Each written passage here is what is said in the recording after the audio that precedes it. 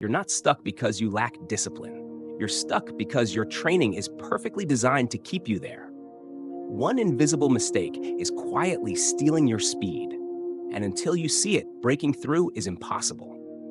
You're not failing because you're weak.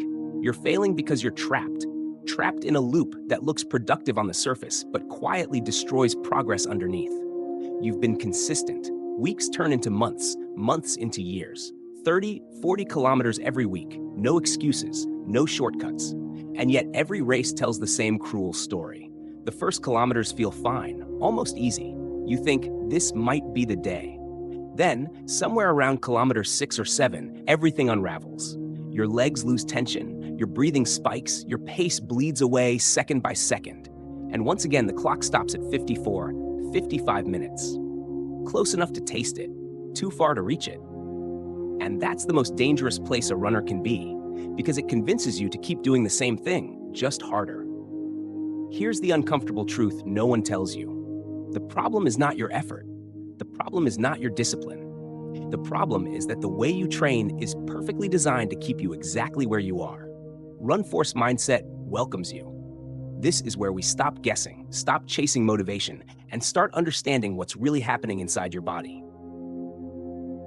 If you want clear science-based insights to finally break your limits, subscribe to the channel and support us so we can keep bringing you deeper, more powerful content. Now, a question for you. Be honest. Which one do you believe right now? A, I need to push harder and suffer more. B, I might be training the wrong way.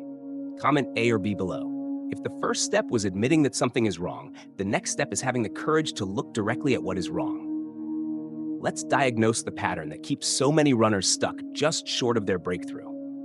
Look at a typical training week for a runner, hovering around 55 minutes in the 10K. 4 runs. No missed days. Everything looks responsible on paper.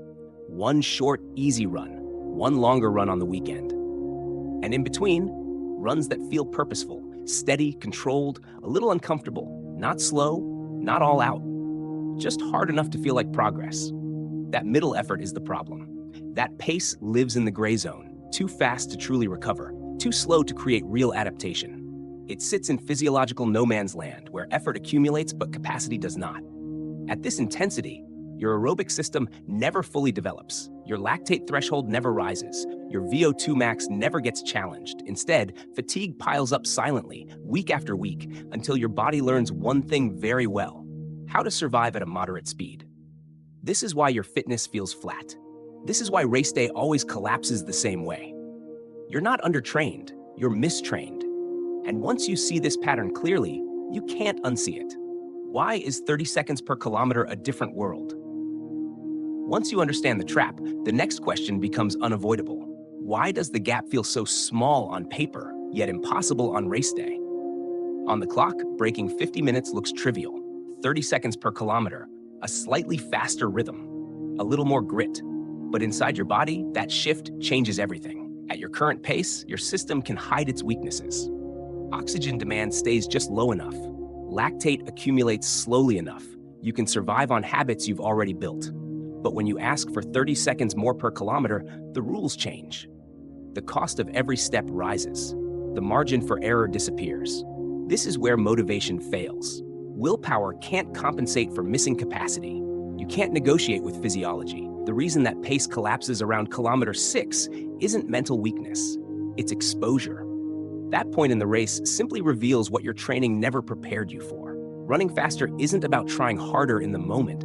It's about raising what your body is capable of sustaining before the moment even arrives. That's why one system is never enough. Endurance without speed leaves you stuck. Speed without endurance leaves you shattered. To close this gap, your body must change in more than one way at the same time. And that realization leads us to the only model that actually works. If closing that gap requires your body to change in more than one way, then the real question is not how hard you train, but what systems you choose to build. To understand this, stop thinking about effort and start thinking about engines. Your first engine is the aerobic engine. The quiet one.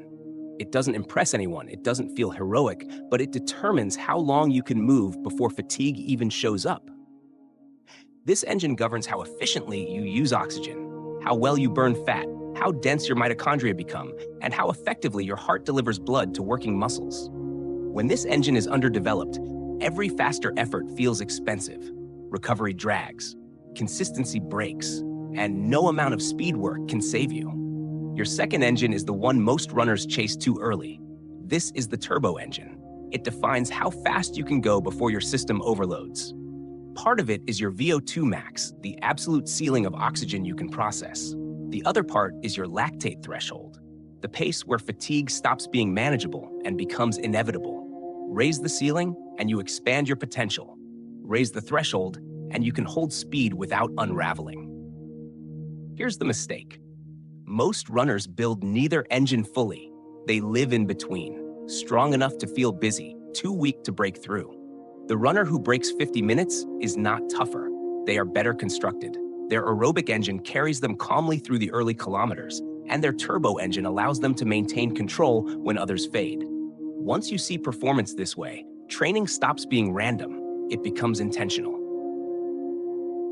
Once you understand which engines actually matter, the way you look at your weekly training has to change. Most runners don't train. They accumulate miles by Nephrales. They head out the door with a vague idea of effort, guided by mood and habit, hoping consistency alone will force improvement. But adaptation doesn't respond to hope. It responds to clear signals. Training begins the moment every run earns a purpose. That means accepting a simple but uncomfortable truth. Not every session is meant to make you feel strong. Some exist to build capacity quietly. Others exist to challenge limits directly. When those roles blur, progress disappears. A smart week isn't packed with effort. It's structured around intention. Easy runs stop being filler, you rush through, and hard runs stop competing with each other. Instead, they support one another. When you separate recovery from stress, your body finally understands what to adapt to. Fatigue becomes manageable. Progress becomes measurable. This shift from running to training is where control returns. And once control returns, breakthroughs stop feeling random. Key workout number 1, the slow long run diesel engine. Once structure replaces chaos, the first engine you must commit to building is the one most runners underestimate. The slow long run is not about distance or toughness, it is about restraint. It requires you to move at a pace that feels almost too gentle to count as training. Breathing stays calm, the body stays relaxed, the ego stays quiet. This run teaches your system how to last. At this intensity, your body shifts toward fat as a primary fuel, builds more mitochondria, and strengthens the network of capillaries that deliver oxygen with less effort. Just as important, it does all of this without draining you. When runners rush this run, they steal from their future. They turn a foundation workout into another source of fatigue. When they respect it, something changes. Recovery improves, consistency becomes easier. Hard workouts start to feel possible instead of threatening. This run doesn't make you fast today. It makes speed sustainable tomorrow. Key workout number 2, intervals. Once the foundation is secure, it becomes safe to touch the ceiling. This is where interval training earns its place, not as punishment, but as precision. Intervals exist to challenge a system that your easy running will never reach. They ask your body to process oxygen at its upper limits, to coordinate movement when demand is high, and to remain efficient under stress. These efforts are short by design. They are intense by necessity. The goal is not to prove toughness, but to create a clear signal. This is the level you must adapt to. Running at or slightly faster than your current 5K pace forces your cardiovascular system to expand its capacity. With enough recovery between repetitions, quality stays high and fatigue stays contained. This is why rest during intervals is not a weakness. It is a strategy. Full recovery allows each repetition to pull the ceiling higher instead of dragging performance down. Over time, something subtle happens. Speeds that once felt aggressive begin to feel controlled. Your goal pace no longer triggers panic. It becomes familiar. But a higher ceiling alone does not guarantee performance. It only creates possibilities. To turn that possibility into reality, one final piece must connect everything together. Key workout number 3, tempo lactate threshold. If the long run builds the base and intervals raise the ceiling, then this final workout determines whether you can actually live between the two. Tempo training is where potential turns into performance. This is the session that teaches your body how to stay composed when speed and fatigue collide, not by sprinting, not by surviving, but by holding a pace that demands focus without tipping into chaos. The effort feels controlled but honest. You are working, yet never panicking. At this intensity, your body learns a critical skill: how to clear lactate while continuing to run fast. This is not about tolerance, it is about efficiency. Each step reinforces the signal that speed does not have to mean collapse. Tempo work directly targets the moment that defines your race. The point where your breathing tightens, your stride shortens, and doubt creeps in.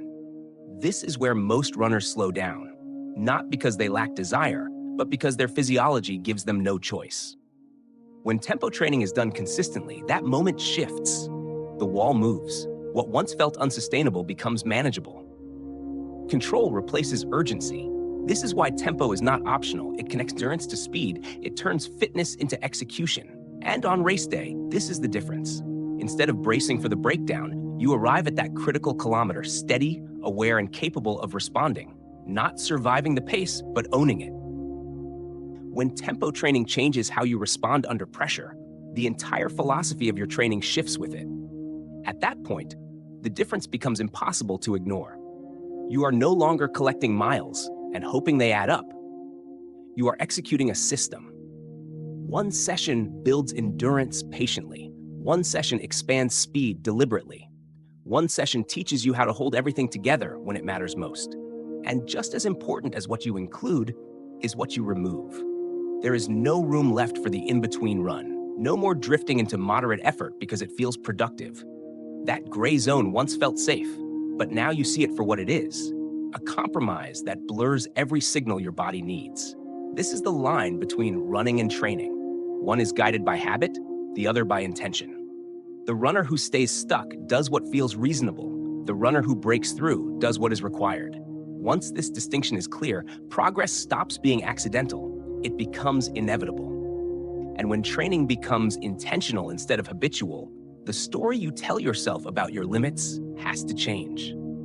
That number you keep seeing on the clock was never a judgment of your potential. It was feedback, a clear message from your body about what it has been prepared to do and what it hasn't. Once you understand that, frustration turns into direction. Progress does not come from forcing effort into the same patterns.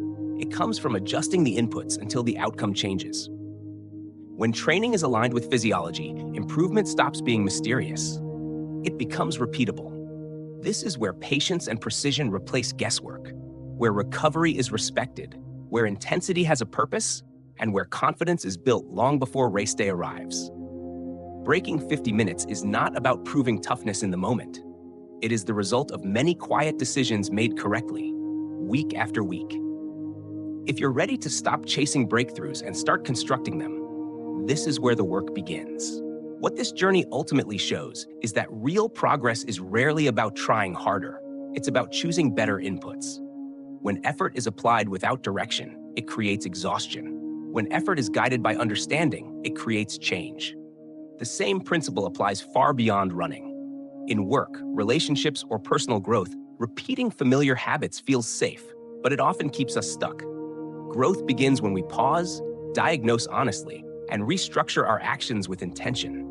Small, precise adjustments made consistently will always outperform blind persistence. When you stop reacting and start designing your process, results stop being accidental and start becoming inevitable. Now I'd love to hear from you. Do you believe progress comes more from working harder or working smarter? Please comment on your perspective below so everyone can learn from each other. And if this content brought you value, subscribe to the channel to support Run Force Mindset and help us create more powerful videos like this in the future.